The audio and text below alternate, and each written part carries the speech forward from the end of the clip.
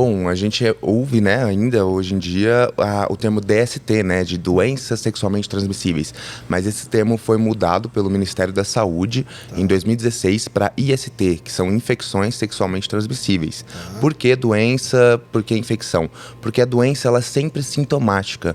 Quando você está doente, você vai ter sintomas daquela doença. A infecção, ela nem sempre é sintomática, porque, por exemplo, você pode ter se infectado com um HIV, ou com uma sífilis, ou com uma gonorreia, e isso ficar instalado no seu organismo por um tempo e não demonstrar nada, entendeu? Só que você continua transmitindo da mesma maneira.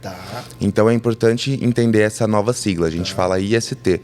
Diferença de HIV e AIDS. HIV é o vírus que vive dentro do meu organismo e que, se não for tratado, ele desenvolve a AIDS, que a gente fala AIDS aqui no Brasil, né? Porque a gente teve toda uma discussão quando o HIV surgiu na sociedade brasileira, porque em línguas latinas é SIDA, com S. SIDA, de Síndrome da Imunodeficiência Adquirida. Só que no Brasil a gente não pode falar SIDA, sabe por quê? Por causa da Nossa Senhora, da Aparecida. Das SIDAs que a gente tem pelo país, entendeu? E por conta disso, a comunicação naquela época foi designada, ajustada e falou, não, então vamos aderir à linguagem americana. Vamos falar AIDS e HIV, e não VIH e SIDA. Então, tem essa diferença também. A AIDS é a síndrome da imunodeficiência adquirida, que é o HIV caso ele não seja tratado.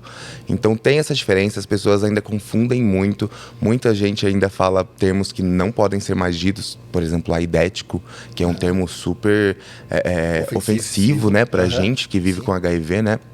Então, tem essas diferenças entre as siglas de HIV e AIDS.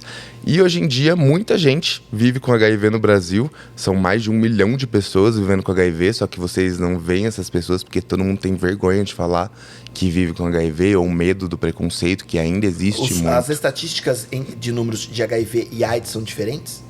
Existem números diferentes, exatamente. Tem pessoas que vivem com HIV e que estão em estágio de AIDS e que esse estágio também pode ser revertido com tratamento correto, com acompanhamento médico, com essa questão do autocuidado todo, entendeu? Então existe essa diferença entre pessoas vivendo com HIV, estando indetectáveis também, que tem essa aba do indetectável. Eu vivo com HIV há 9 anos e estou indetectável há 8 anos e meio.